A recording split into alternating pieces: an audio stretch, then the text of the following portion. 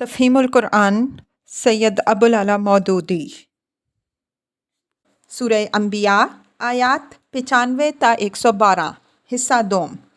اعوذ باللہ من الشیطان الرجیم بسم اللہ الرحمن الرحیم۔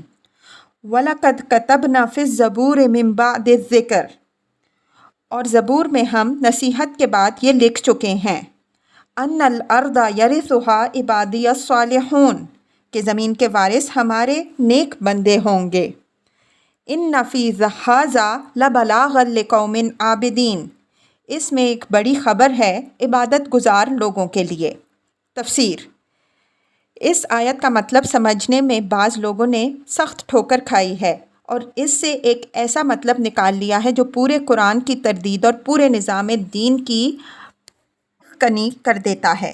وہ آیت کا مطلب یہ لیتے ہیں کہ دنیا کی موجودہ زندگی میں زمین کی وراثت یعنی حکومت اور فرمانروائی اور زمین کے وسائل پر تصرف صرف صالحین کو ملا کرتی ہے اور انہی کو اللہ تعالیٰ اس نعمت سے نوازتا ہے۔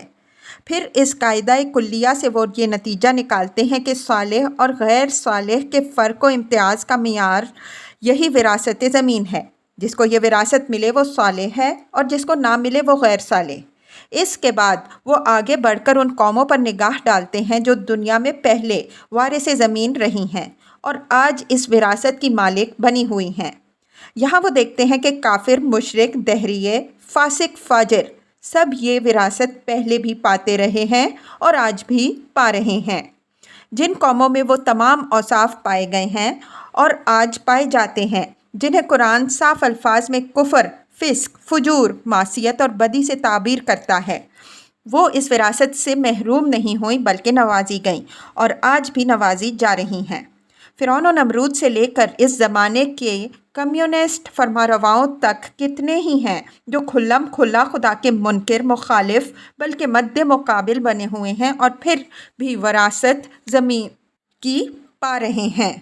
اس منظر کو دیکھ کر وہ یہ رائے قائم کرتے ہیں کہ قرآن کا بیان کردہ قاعدہ کلیہ تو غلط نہیں ہو سکتا۔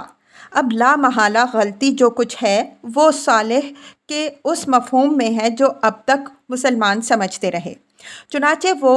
صلاح کا ایک نیا تصور پیش کرتے ہیں جس کے مطابق زمین کے وارث ہونے والے سب لوگ یکساں صالح قرار پا سکیں، قطع نظر اس سے کہ وہ ابو بکر صدیق رضی اللہ عنہ اور عمر فاروق رضی اللہ عنہ ہوں یا چنگیز اور ہلاکو۔ اس نئے تصور کی تلاش میں ڈارون کا نظریہ ارتقاء ان کی رہنمائی کرتا ہے اور وہ قرآن کے تصور صلاح کو ڈاروینی تصور صلاحیت، فٹنس سے لے جا کر ملا دیتے ہیں۔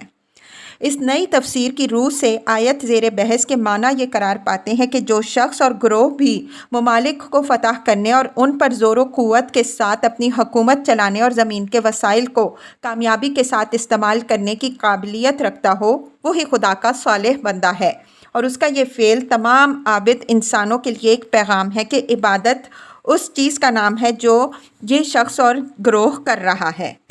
اگر یہ عبادت تم نہیں کرتے اور نتیجے میں وراثت زمین سے محروم رہ جاتے ہو تو نہ تمہارا شمار صالحین میں ہو سکتا ہے اور نہ تم کو خدا کا عبادت گزار بندہ کہا جا سکتا ہے۔ یہ معنی اختیار کرنے کے بعد ان حضرات کے سامنے یہ سوال آیا کہ اگر صلاح اور عبادت کا تصور یہ ہے تو پھر وہ ایمان باللہ، ایمان بالیوم الآخرہ، ایمان بالرسل، ایمان بالکتب کیا ہے جس کے بغیر خود اسی قرآن کی روح سے خدا کے ہاں کوئی عمل صالح مقبول نہیں؟ اور پھر قرآن کی اس دعوت کے کیا معنی ہیں کہ اس نظام اخلاق اور قانونی زندگی کی پیروی کرو جو خدا نے اپنے رسول صلی اللہ علیہ وسلم کے ذریعے سے بھیجا؟ اور پھر قرآن کا بار بار یہ کہنا کیا معنی رکھتا ہے کہ جو رسول کو نہ مانے اور خدا کے نازل کردہ احکام کا اتباع نہ کرے وہ کافر، فاسق، عذاب کا مستحق اور مغضوب بارگاہ خداوندی ہے۔ یہ سوالات ایسے ہیں کہ اگر یہ لوگ ان پر ایمانداری کے ساتھ غور کرتے تو محسوس کر لیتے کہ ان سے اس آیت کا مطلب سمجھنے اور صلاح کا ایک نیا تصور قائم کرنے میں غلطی ہوئی، لیکن انہوں نے اپنی غلطی محسوس کرنے کے بجائے پوری جسارت کے ساتھ ایمان، اسلام، توحید، آخرت، رسالت، ہر چیز کے معنی بدل ڈالے تاکہ وہ سب ان کی اس ایک آیت کی تفسیر کے مطابق ہو جائیں، اور اس ایک چیز کو ٹھیک بٹھانے کی خاطر انہوں نے قرآن کی ساری تعلیمات کو الٹ پلٹ کر ڈالا۔ اس پر لطیفہ یہ ہے کہ جو لوگ اس کی اس مرمت دین سے اختلاف کرتے ہیں، ان کو یہ الٹا الزام دیتے ہیں کہ خود بدلتے نہیں، قرآن کو بدل دیتے ہیں۔ یہ دراصل مادی ترقی کی خواہش کا ہیضہ ہے جو بعض لوگوں کو اس بری طرح لاحق ہو گیا ہے کہ وہ قرآن کی معنوی تحریف کرنے میں بھی تأمل نہیں کرتے۔ ان کی اس تفسیر میں پہلی بنیادی غلطی یہ ہے کہ یہ لوگ ایک آیت کی ایسی تفسیر کرتے ہیں جو قرآن کی مجموعی تعلیمات کے خلاف پڑتی ہیں، حالانکہ اصولاً قرآن کی ہر آیت کی وہی تفسیر صحیح ہو سکتی ہے جو اس کے دوسرے بیانات اور اس کے مجموعی نظام فکر سے مطابقت رکھتی ہو۔ لیکن کوئی شخص جس نے کبھی قرآن کو ایک دفعہ بھی سمجھ کر پڑھنے کی کوشش کی ہے، اس بات سے ناواقف نہیں رہ سکتا کہ قرآن جس چیز کو نیکی اور تقویٰ اور بھلائی کہتا ہے وہ مادی ترقی اور حکمرانی کی صلاحیت کی ہم معنی نہیں ہے، اور صالح کو اگر صاحب صلاحیت کے معنی میں لے لیا جائے تو یہ ایک آیت پوری قرآن سے ٹکرا جاتی ہے۔ دوسرا سبب جو اس غلطی کا موجب ہوا ہے یہ ہے کہ یہ لوگ ایک آیت کو اس کے سیاق و سباق سے الگ کر کے بے تکلف جو معنی چاہتے ہیں اس کے الفاظ سے نکال لیتے ہیں، حالانکہ ہر آیت کے صحیح معنی صرف وہی ہو سکتے ہیں جو سیاق و سباق سے مناسبت رکھتے ہوں۔ اگر یہ غلطی نہ کی جاتی تو آسانی کے ساتھ دیکھا جا سکتا تھا کہ اوپر سے جو مضمون چلا آ رہا ہے وہ عالم آخرت میں مومنین و صالحین اور کفار و مشرکین کے انجام سے بحث کرتا ہے۔ اس مضمون میں یکایک اس مضمون کے بیان کرنے کا آخر کون سا موقع تھا کہ دنیا میں وراثت زمین کا انتظام کس قاعدے پر ہو رہا ہے؟ تفسیر کے صحیح اصولوں کو ملحوظ رکھ کے دیکھا جائے تو آیت کا مطلب صاف ہے کہ دوسری تخلیق میں جس کا ذکر اس سے پہلے کی آیت میں ہوا، زمین کے وارث صرف صالح لوگ ہوں گے، اور اس ابدی زندگی کے نظام میں موجودہ عارضی زندگی کے نظام کی اسی کیفیت برقرار نہ رہے گی کہ زمین پر فاسقوں اور ظالموں کو بھی تسلط حاصل ہو جاتا ہے۔ یہ مضمون سورہ مومنون آیت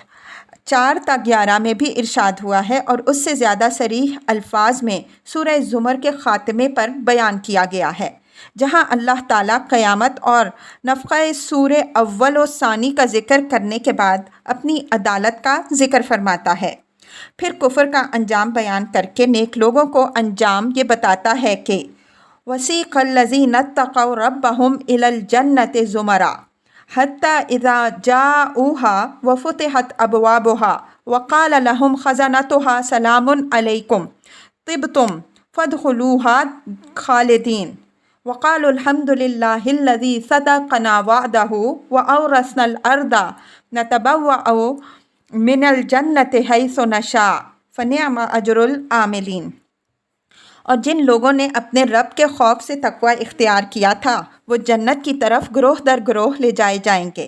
یہاں تک کہ جب وہ وہاں پہنچ جائیں گے تو ان کے لیے جنت کے دروازے کھول دیے جائیں گے، اور اس کے منتظم ان سے کہیں گے کہ سلام ہو تم کو، تم بہت اچھے رہے، آؤ اب اس میں ہمیشہ رہنے کے لیے داخل ہو جاؤ۔ اور وہ کہیں گے کہ حمد ہے اس خدا کی جس نے ہم سے اپنا وعدہ پورا کیا اور ہم کو زمین کا وارث کر دیا، اب ہم جنت میں جہاں چاہیں اپنی جگہ بنا سکتے ہیں، بس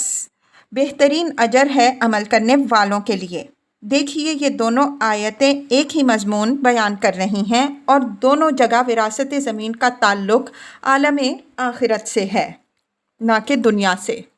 اب زبور کو لیجئے جس کا حوالہ آیت زیر بحث میں دیا گیا ہے۔ اگرچہ ہمارے لیے یہ کہنا مشکل ہے کہ بائبل کے مجموعہ کتب مقدسہ میں زبور کے نام سے جو کتاب اس وقت پائی جاتی ہے یہ اپنی اصلی غیر محرف صورت میں ہے یا نہیں، کیونکہ اس میں مزامیر داؤد کے علاوہ دوسرے لوگوں کے مزامیر بھی خلط ملط ہو گئے ہیں، اور اصلی زبور کا نسخہ کہیں موجود نہیں ہے۔ تاہم جو زبور اس وقت موجود ہے اس میں بھی نیکی اور راست بازی اور توکل کی نصیحت کے بعد ارشاد ہوتا ہے کیونکہ بدکار کاٹ ڈالے جائیں گے، لیکن جن کو خداوند کی آس ہے ملک کے وارث ہوں گے۔ کیونکہ تھوڑی دیر میں شریر نابود ہو جائیں گے تو اس کی جگہ کو غور سے دیکھیے گا، پر وہ نہ ہوگا، لیکن حلیم ملک کے وارث ہوں گے اور سلامتی کی فراوانی سے شادماں رہیں گے۔ ان کی میراث ہمیشہ کے لیے ہوگی۔ صادق زمین کے وارث ہوں گے اور اس میں ہمیشہ بسے رہیں گے۔ داؤد کا مزمور، باب 37، آیات 9 تا 10، 11، 18، 29۔ دیکھیے یہاں راست باز لوگوں کے لیے زمین کی دائمی وراثت کا ذکر ہے، اور ظاہر ہے کہ آسمانی کتابوں کی روح سے خلود اور ابدی زندگی کا تعلق آخرت سے ہے، نہ کہ اس دنیا کی زندگی سے۔ دنیا میں زمین کی عارضی وراثت جس قاعدے پر تقسیم ہوتی ہے اسے سورہ اعراف میں اس طرح بیان کیا گیا ہے کہ ان الارض للہ یورثها من یشاء من عبادہ، آیت 128۔ زمین اللہ کی ہے، اپنے بندوں میں سے جس کو چاہتا ہے اس کا وارث بنا دیتا ہے۔ مشیت الہی کے تحت یہ وراثت مومن اور کافر، صالح اور فاسق، فرما بردار اور نافرمان سب کو ملتی ہے، مگر جزائے اعمال کے طور پر نہیں بلکہ امتحان کے طور پر، جیسا کہ اسی آیت کے بعد دوسری آیت میں فرمایا وَاسْتَخْلِفَكُمْ فِي الْأَرْضِ فَيَنْظُرَ كَيْفَ تَعْمَلُونَ، آیت 129۔ اور وہ تم کو زمین میں خلیفہ بنائے گا، پھر دیکھے گا کہ تم کیسے عمل کرتے ہو۔ اس وراثت میں دوام اور ہمیشگی نہیں، یہ مستقل اور دائمی بندوبست نہیں، یہ محض ایک امتحان کا موقع ہے جو خدا کے ایک ضابطے کے مطابق دنیا میں مختلف قوموں کو باری باری دیا جاتا ہے۔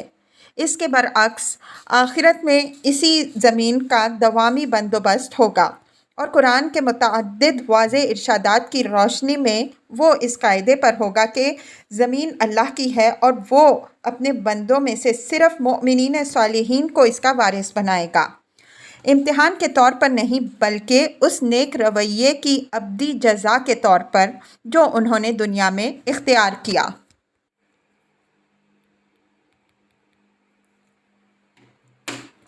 وما ارسلناک الا رحمۃ للعالمین، اے محمد صلی اللہ علیہ وسلم، ہم نے جو تم کو بھیجا ہے تو دراصل دنیا والوں کے حق میں ہماری یہ رحمت ہے۔ تفسیر۔ دوسرا ترجمہ یہ بھی ہو سکتا ہے کہ ہم نے تم کو دنیا والوں کے لیے رحمت بنا کر بھیجا۔ دونوں صورتوں میں مطلب یہ ہے کہ نبی صلی اللہ علیہ وسلم کی بعثت دراصل نوع انسانی کے لیے خدا کی رحمت اور مہربانی ہے،